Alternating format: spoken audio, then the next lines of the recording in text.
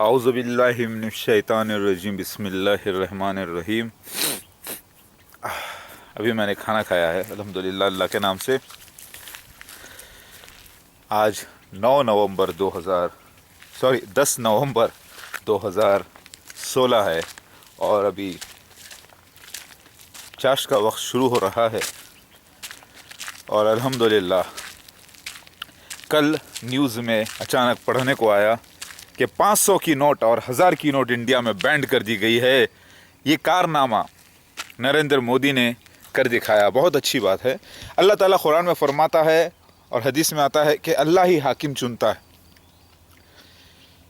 नरेंद्र मोदी और मिर्ज़ा मसरूर अहमद मसीह दज्जाल के खलीफा और हिंदुओं के रिप्रेजेंटेटिव नरेंद्र मोदी का जिक्र हदीस में आया है कि जब दोनों मिलकर आएंगे तब लड़ाइयाँ शुरू होंगी और ये दोनों को अल्लाह ताला पाक करना चाहता है। नरेंद्र मोदी भी इस्लाम के मुसलमानों के दुश्मन बन के ज़ाहिर हो रहे हैं, मुसलमानों का कहना है और ऐसा है। और मसीह दज्जाल मिर्ज़ा ग़ुलाम अहमद क़ादियानी का मसीह दज्जाल प्रेजेंट मिर्ज़ा मसरूर अहमद भी मुसलमानों को दुश्मन बन के ज़ाहिर हो रहा है। लेकिन ये दोनों बहुत अच्छे लोग हैं। इनके अंदर मोहब्बत प्यार छुपा हुआ है, ईमान छुपा हुआ है। अल्लाह उस ईमान को बाहर निकालना चाहता है ताकि ये पाक हों। और शिव भगवान के चाहने वाले हैं नरेंद्र मोदी, महादेव के चाहने वाले हैं नरेंद्र मोदी, और मसीह दज्जाल मिर्ज़ा मसरूर अहमद चाहने वाले हैं असली मसीह महदी अलैहिस्सलाम की। अब कौन है असली मसीह महदी अलैहिस्सलाम, ये उनको परखना है। और क्या वो ईसा मसीह महदी अलैहिस्सलाम जो कि हिंदुओं के क्या वाकई शिव भगवान कल्कि अवतार, दत्तात्रेय, वामन अवतार, वेंकटेश्वरा, नरसिम्हा, वराह अवतार ही हैं? ये बात की तहकीक करना है नरेंद्र मोदी साहब को। तो नरेंद्र मोदी साहब, आपने बहुत अच्छा कारनामा किया है। आप शिव भगवान के भक्त हैं, बहुत अच्छा कारनामा किया है। 500 की नोट और 1000 की नोट को बैंड किया है। तकलीफ ज़रूर हो रही है लोगों को, क्योंकि 12 लाख करोड़ रुपया 500 के और 1000 के नोट जाली सर्कुलेशन हो रहे हैं इंडिया में। कई गरीब लोग इसमें पीसे जा रहे हैं। अल्लाह ताला ने कुरान पाक में ज़कात का हुक्म दिया है। माल सिर्फ अमीरों के पास करोड़ों खरबों रुपया छुपा के रखा गया है, उसे बाहर निकालना ज़रूरी है। क्या कैसे? उसे बाहर निकालना ज़रूरी है, क्योंकि मुसलमान पर ज़कात फ़र्ज़ है। इतना माल वो रखे जितनी उसकी ज़रूरत हो और बाकी फिर अल्लाह के रास्ते में लगाए, अमन के वास्ते, मोहब्बत के वास्ते, प्यार मोहब्बत के लिए। और सब गरीबों को अमीरी के बराबर लाने की कोशिश की जाए। ये खुद अल्लाह चाहता है। आपने बहुत अच्छा काम किया है नरेंद्र मोदी साहब। अब अल्लाह के वास्ते 4 काम और कीजिए।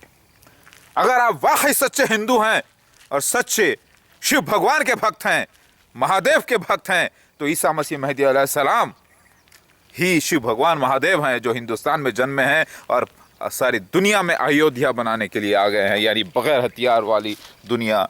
और इस हिंदुस्तान का जिक्र आया है और यहीं से पीकॉक एंजल, नेमली, पीकॉक, मोर, दाबत उलट यहाँ से निकला है और ये गवाही दिया है जिसका जिक्र कुरान पाक हदीस में आया है। तो आप जो काम कर रहे हैं बहुत अच्छा काम कर रहे हैं। अब आप शराब को यानी वाइन को बैंड कर दीजिए इंडिया में पूरी तरीके से। आपका साथ हर बच्चा, खुद शराबियों के बच्चे, खुद शराबियों के बीवियां, शराबियों के माएँ और बहनें आपके साथ हैं। हर मुसलमान आपके साथ है इस मामले में, और होना भी चाहिए। अल्लाह जिसे मुसलमान दुश्मन कह रहे हैं इस्लाम का, मुसलमानों का, अल्लाह ताला उनसे ही काम ले रहा है समझ के। सही, नरेंद्र मोदी साहब बहुत अच्छा काम किया। आप करना भी चाहिए, क्योंकि शिव भगवान के भक्त हैं और शिव भगवान को आप भी पहचान लेना और उनके साथ हो जाना।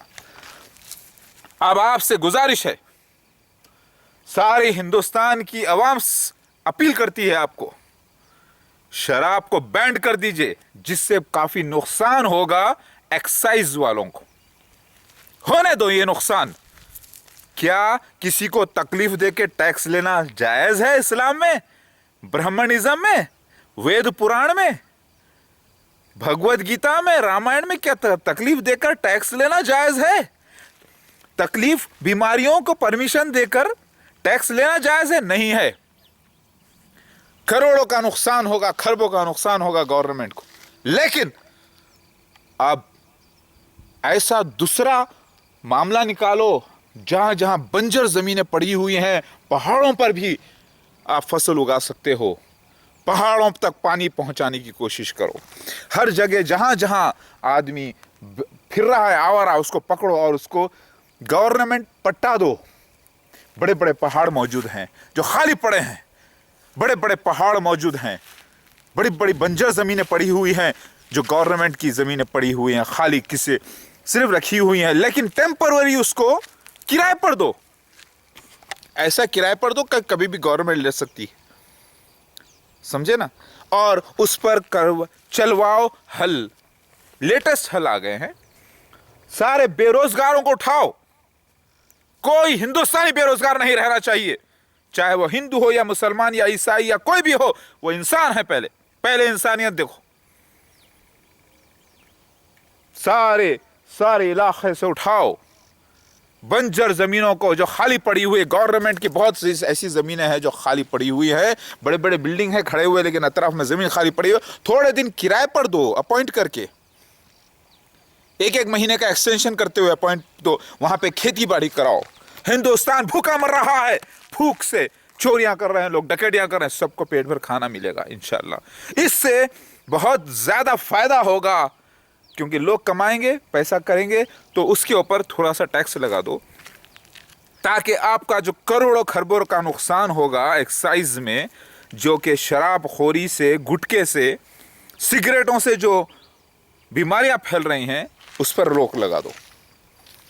और उसके लिए हर जगह जगह जो है एग्रीकल्चर होना चाहिए। हिंदुस्तान एग्रीकल्चर का मुल्क है, और एग्रीकल्चर इतना होना चाहिए कि टमाटे एक्सपोर्ट होना चाहिए।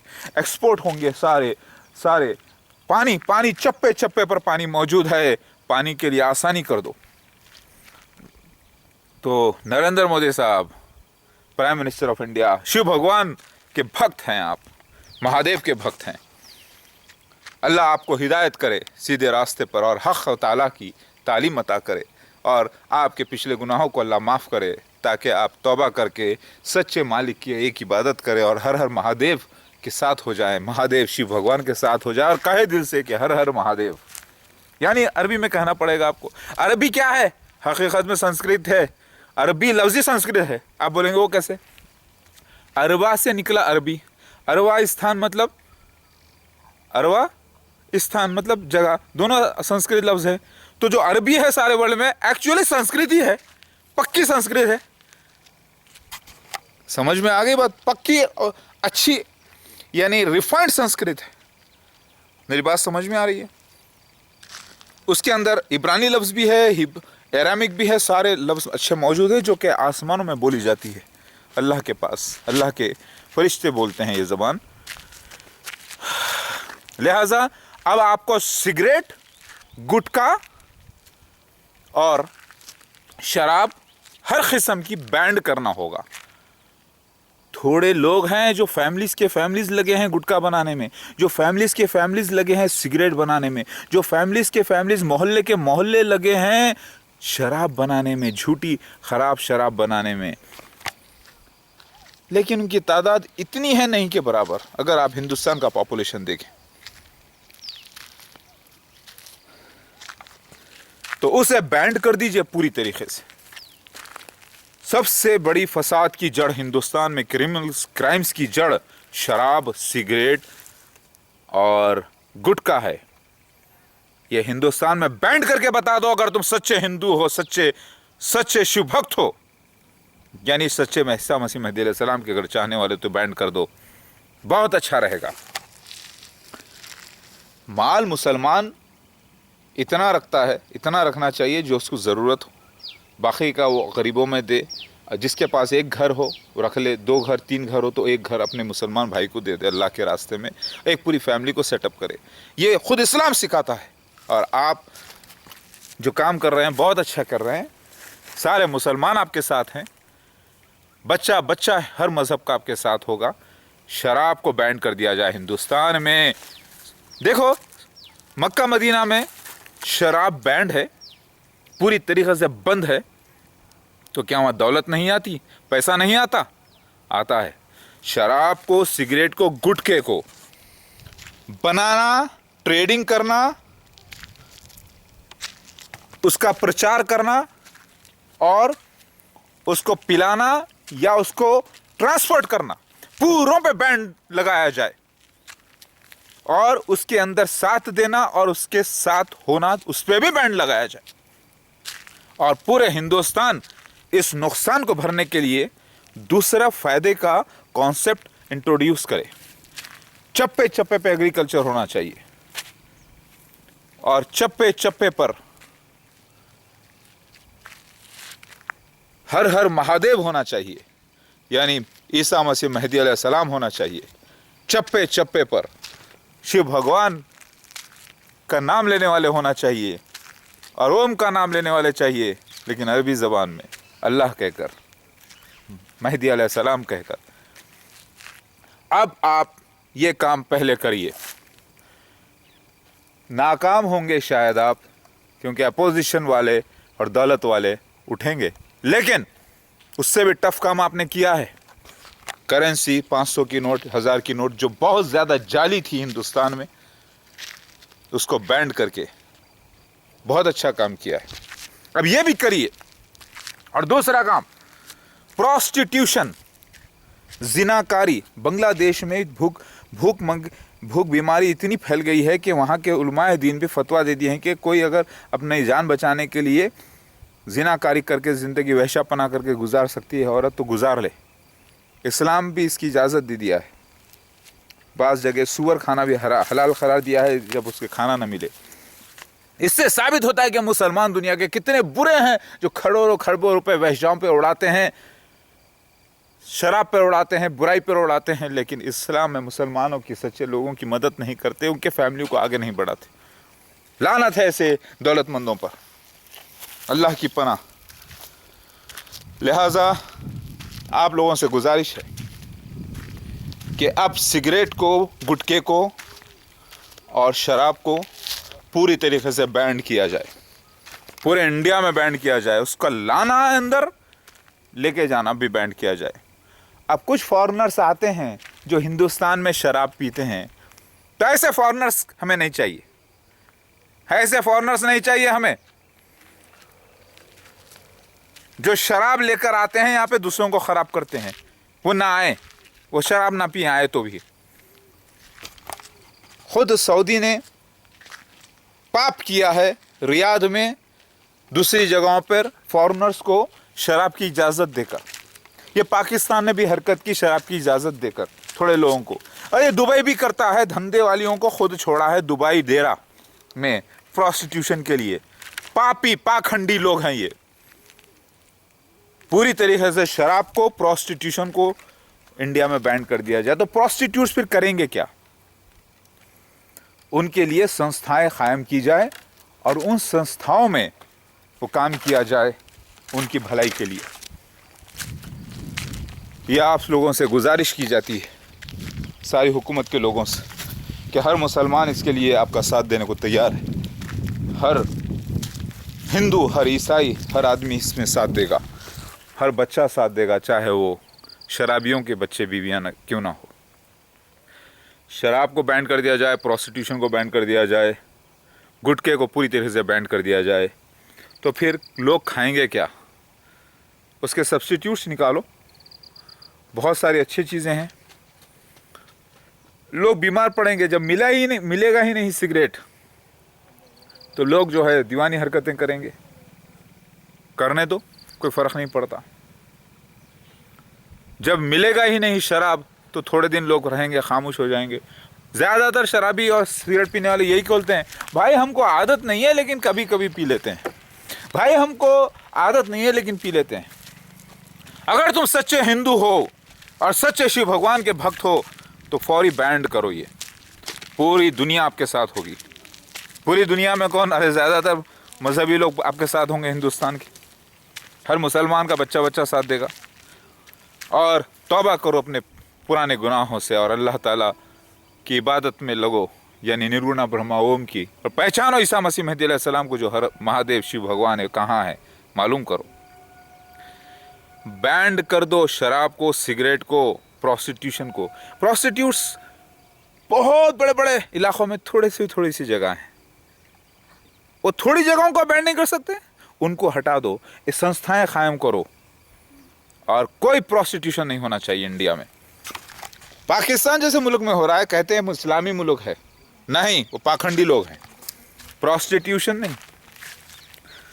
ऐसे फंड्स आप जमा करो, बड़े बड़े माखूल तनख्वाहें दो प्रोस्टिट्यूट्स जो उन पाप से बच गए हैं। लेकिन ये ऐसी चीज़ है जो ज़माने पुराने से लगी हुई है, प्रोस्टिट्यूशन के वो कोई ना कोई अंदाज में क़ायम रहती है दुनिया में। वो छुपी हुई रहती है, और सऊदी में भी है, वो खुद मक्का मदीना में भी होती है प्रोस्टिट्यूशन, लेकिन दूसरे अंदाज में, छुपे हुए अंदाज में लोग करते हैं। लेकिन आम तरीके से, पूरी तरीके से कोई मोहल्ला नहीं होता कि कोई नहीं बोल सकता कि ये प्रोस्टिट्यूट है, कोई नहीं बोल सकता कि ये धंधे वाली वेश्या है, कोई नहीं बोल सकता कि ये है। Totally band. लेकिन चोरी तो करने वाले करते ही हैं, वो अल्लाह को जवाब देंगे। लेकिन मंजर आम पर कोई काम नहीं होगा, कोई लाइसेंस नहीं दिया जाएगा प्रोस्टिट्यूट्स को। पूरी तरीके से प्रोस्टिट्यूशन बैन कर दो अगर आप सच्चे शिव भक्त हैं, महादेव यानी मेहदी अलैहिस्सलाम ईसा मसीह के भक्त हैं तो। और अब आ गई बात बेरोजगारी की, वो भी मैंने आपको बता दिया है। अल्लाह अकबर। ये काम कब करेंगे मिस्टर नरेंद्र मोदी साहब, शिव भगवान के भक्त, कर कर बताओ। और फिर एक बहुत बुरी चीज़ है दुनिया में, हिंदुस्तान में ख़ास तौर से, वो ये है कि लोग